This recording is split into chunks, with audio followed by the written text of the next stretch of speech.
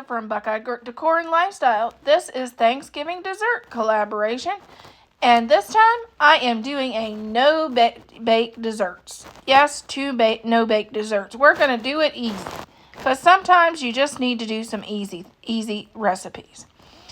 Our host for this collaboration is Rebecca Pinky and Vicky Wright.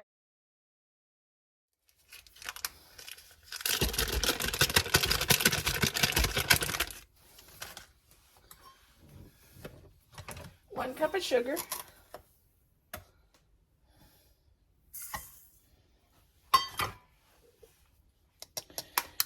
Two eggs.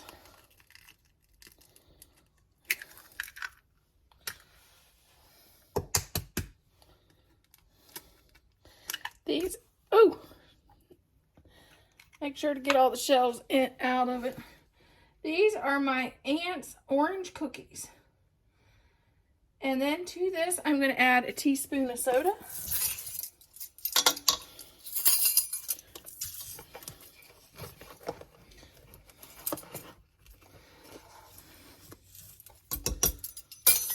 Okay, next we're going to add 1 cup of milk or buttermilk, the juice of 1 orange.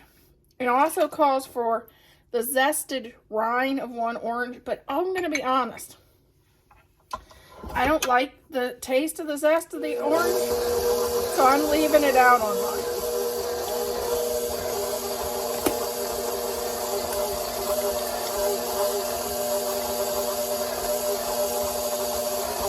And then I'm going to add 5 cups of flour.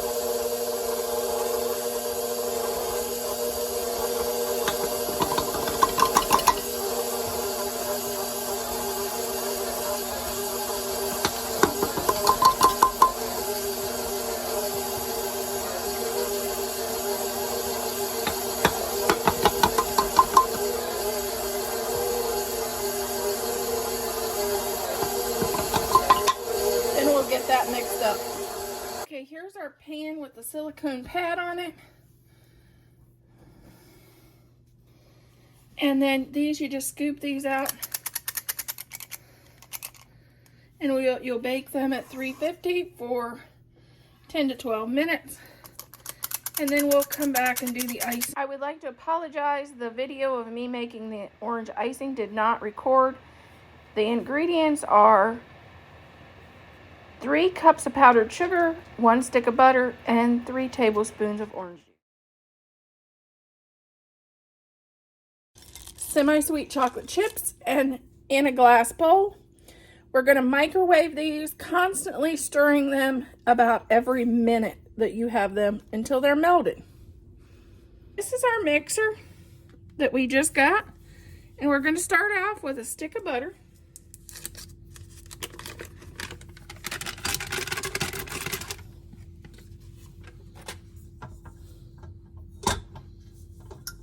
Hope I got that on right. Guess we'll find out.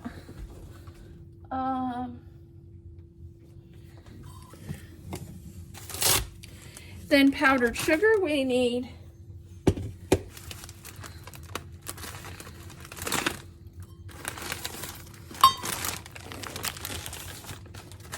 3 cups of powdered sugar.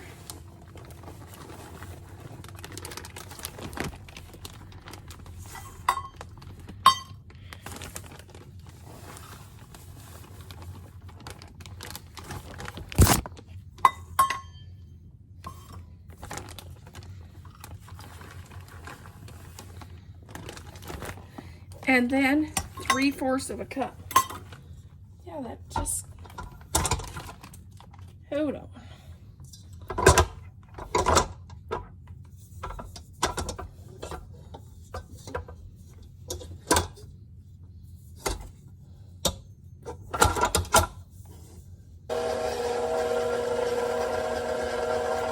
Two cups of peanut butter.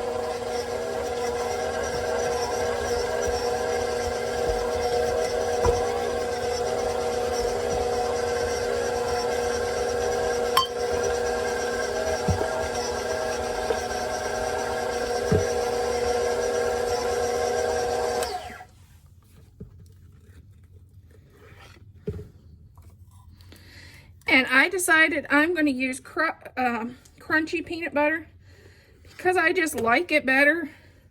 But you can also use creamy. It's your choice.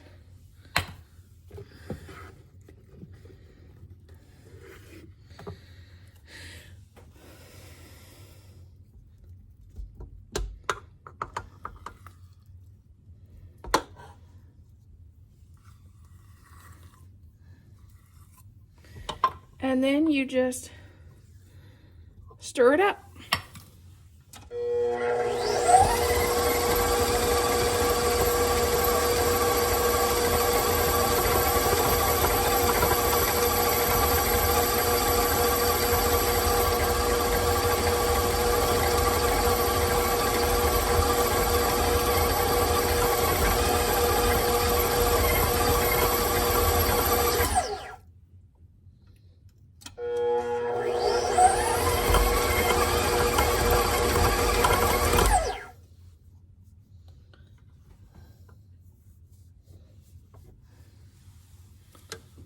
Okay, I'm gonna put this in the freezer. Here's our cookie dough. I know you're supposed to roll in balls, but I always use one of these cookie scoops so I get the same amount of cookie dough each time. It seems like if I don't, my balls for these cookies and Buckeyes, whatever balls I make, seems to get bigger and bigger and bigger. So I always use a scoop when I do my... Okay, here's our melted chocolate. There's a couple ways you can do this. You can use a fork, but the top of your Buckeyes will have holes in the top. Or you can use a toothpick, but they'll still have a hole in the top. Or you can just make sure you wash your hands first and just dip. Ooh. Oh, that one didn't do the work. Just dip your Buckeye in there and then put it on your cookie sheet. And this one's going to make a mess. That one's saved for eating later. You know, you always have to have one of those. And then you continue doing that till you get through all your Buckeyes. Okay, if you know me, you know the way I do my stuff is normally the easy, fast way.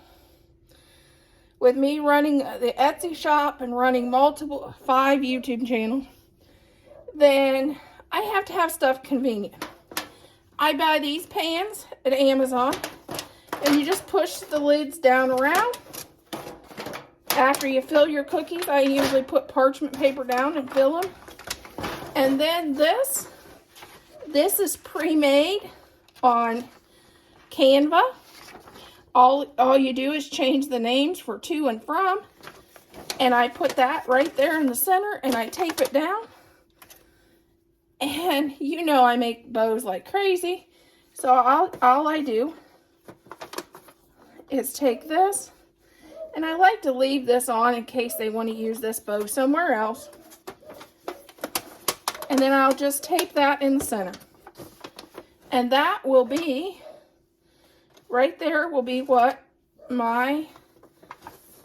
these cookies this cookie tray will be going to my neighbor. But this will be what I give them, and it will be a mix of all the different cookies and candies I make. And it'll have the little sign and the little bow. That's it. That's how I do my cookies. And there's one other way. Past, what I've done is take something like this, which is an older teapot I found at the thrift store. I'll spray paint this white, and I'll do a winter scene on it. And you guessed it, I fill the inside with candy or cookies. That's the 2 ways I do Christmas cookies, but this year I'm not doing these. I'm just going easy.